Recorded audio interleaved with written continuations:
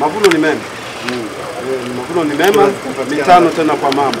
Kwa sababu ninaamini kabisa mazingira ya pikipiki yametokana na Mama Samia Suluhu Hassan. Lakini si tu hivyo, ametupa heshima kubwa sana kata ya Busale. Si haya tunaona kwamba ni mambo ambayo ni kama namalizia. Lakini bado tu mimi hapa na sio tu shule, sisi tunaita Bushule. Sio shule. Yaani ni zaidi ya shule zote. Kwa hiyo unaitwa Bushule. Kwa hiyo lakini hata hivyo ninakushukuru mheshimiwa sana, sio kidogo. Na umefanyika kwa sura hii ya kwamba ufike mahali uwe mwanafamilia ya watu wa Nyakyusa.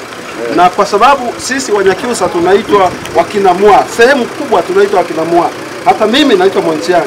Hivyo si mbaya hata wewe ukawa Mwaomera. Mwaomera.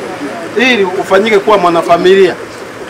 Ili kuwapatia kikundi cha vijana pale kata ya Busale, kijiji cha Lema, wakati tumeenda kukagua mradi wa maji, tukaona bora tuwakabidhi vijana waanze ujasiriamali kwa sababu wana kikundi chao pale. Kwa hiyo tukasema kwamba tutawapatia pikipiki moja ambayo wataanza nayo, baadaye kadri wanapokwenda basi wataendelea kupata na zingine.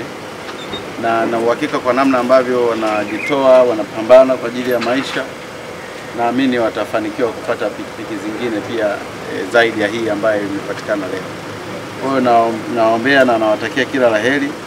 Tunasema Busale ni nyumbani na atakaye aje. Mimi kwa majina naitwa Rogano William Mbwaga, ni mwenyekiti wa bodaboda Stamico. Tuliweza kuomba pikipiki na hatimaye Mungu mwema, ndugu mheshimiwa mkuu wa mkoa ameweza kukabidhi leo hii. Tunaamini hii pikipiki itakuwa ni msaada tosha kwa vijana wengi ambao tutaenda kutumia na itaweza kukomboa vijana wengi.